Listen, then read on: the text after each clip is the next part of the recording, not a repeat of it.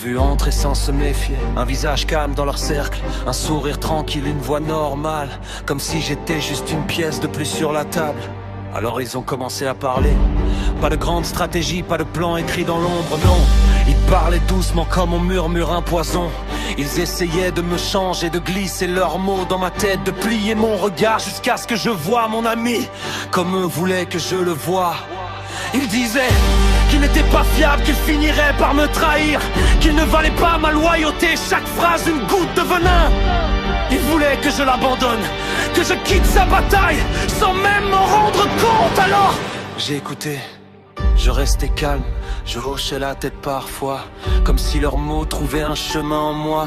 Mais en réalité, je regardais la table, car pour moi, tout ressemblait à un échiquier.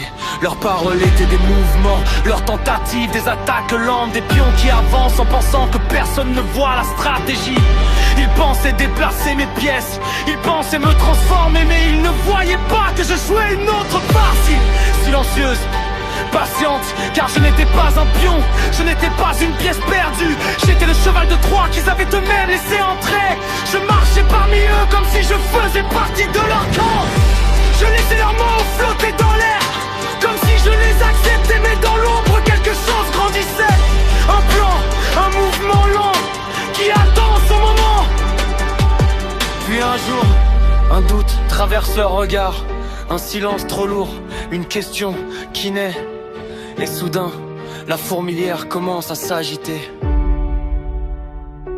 Les voix deviennent rapides, les regards se croisent, les murmures se transforment en panique. La fourmilière panique, parce qu'ils viennent de comprendre. Ils n'étaient pas en train de gagner, ils n'étaient pas en train de me convaincre. Ils ont nourri leur propre chute, et la vérité tombe comme une pièce renversée sur l'échiquier. Il y avait un cheval de Troie au milieu d'eux. Depuis le début, les tours cherchent des murs, le roi cherche un refuge, les pions ne savent plus avancer, la table d'échecs tremble et moi, je suis toujours là. La pièce silencieuse qu'ils pensaient contrôler. Puis la dernière pièce avance. Un mouvement simple, calme, inévitable. Le roi n'a plus de casse. Le silence tombe sur la table.